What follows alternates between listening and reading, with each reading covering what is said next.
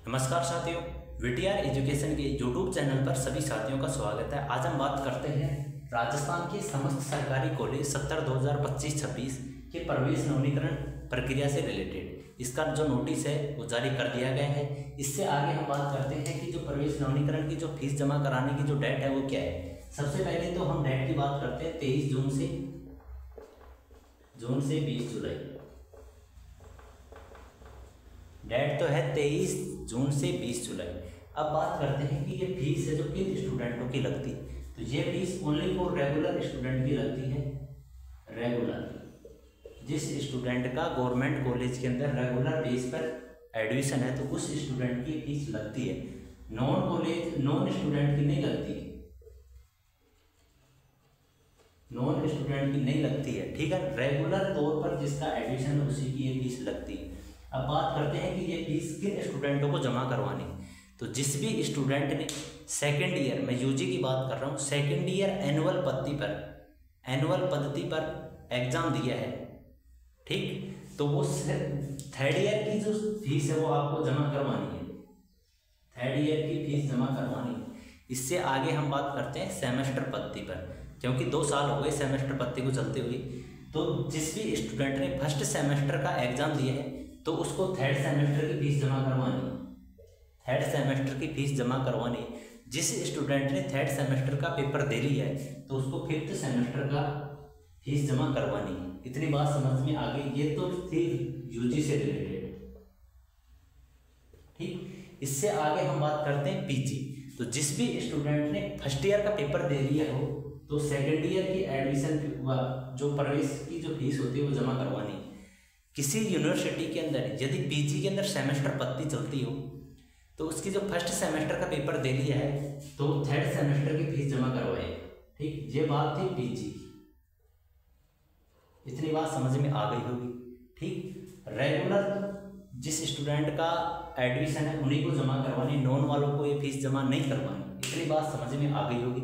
इससे आगे हम बात करते हैं कि प्रदेश राजस्थान की समस्त सरकारी कॉलेज, मैं संगठक कॉलेजों की बात नहीं कर रहा हूँ, ओनली फॉर संबंध कॉलेजों की बात कर रहा हूँ।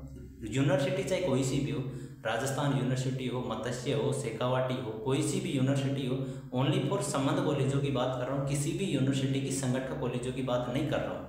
जैसे कि अपने विराटनगर की कॉलेज हुई, पावटा की कॉलेज हुई, कोटपुतली LBS और बानादेवी कॉलेज हुई, बानसूर की कॉलेज हुई, सापरा की जो कॉलेज गवर्नमेंट कॉलेज है वो ही, ये सभी संबंध कॉलेजों के अंतर्गत आती है, ठीक। साथ ही जो प्रदेश की सभी सरकारी जो कॉलेजें हैं संबंध कॉलेज, उनकी जो फीस हो स्टार्ट हो चुकी है। इतनी बात समझ में आ गई होगी। इससे आगे हम बात करते हैं, यदि किसी स्टूडेंट ने फीस नहीं जमा करवाई, किसी स्टूडेंट ने यदि फीस नहीं जमा करवाई तो उसका जो रेगुलर बेस पर उसका एडमिशन था, रेगुलर बेस पर उसका जो एडमिशन था वो रद्द कर दिया जाएगा, ठीक।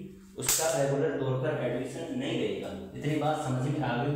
इसकी जिम्मेदारी खुद स्टूडेंट की रहेगी, कॉलेज प्रशासन की इसकी कोई जिम्मेदारी नहीं है, ठीक। इतनी बात समझ में आ गई। इससे आगे हम बात करते हैं, यदि किसी स्टूडेंट ने फर्स्ट सेमेस्टर थर्ड सेमेस्टर का तो लगभग रिजल्ट आ चुका है, लेकिन यदि किसी भी स्टूडेंट का यदि सेमेस्टर कुछ बचा कुचा है, वो साथ ही एनुअल का यदि किसी स्टूडेंट का रिजल्ट नहीं आया है, वो भी ये फीस जमा करवानी है। यदि आप पास हो गए तो अच्छी बात है, यदि फेल हो गई तो जो आपकी जो फीस होती है वो रिटर्न कर दी जाएगी, ठीक है। तो फीस तो जमा करवानी है। पास हो गई तो अच्छी बात है, फेल हो गई तो आपको फीस वापस दे दी जाए। इससे आगे हम बात करते हैं कि जो भी स्टूडेंट 24-25 के अंदर 12th पास की हैं और अभी मतलब जो एडमिशन चल रहे हैं वो एडमिशन लगा दिए, स्टूडेंट ने एडमिशन फॉर्म लगा दिया है, तो जो उसकी भी फीस लगेगी, लेकिन उसका नोटिस दोबारा से आएगा। जब भी नोटिस आएगा सभी साथियों को वीडियो प्रोवाइड करा दिया जाएगा। इतनी बात समझ में आ गई होगी। तो ये स्टूडेंट ओनली फॉर उन स्टूडेंटों के लिए था जिसका पहले से रेगुलर तौर पर एडमिशन था। अब जिसका एडमिशन होगा उसका नोटिस मतलब दोबारा जारी होगा या नया जारी होगा, ठीक। तो जब भी नोटिस आएगा आप सभी को वीडियो प्रोवाइड करा दिया जाएगा संपूर्ण जानकारी के साथ। ये फीस है आपको एप्लीकेशन नंबर की सहायता से भरना है।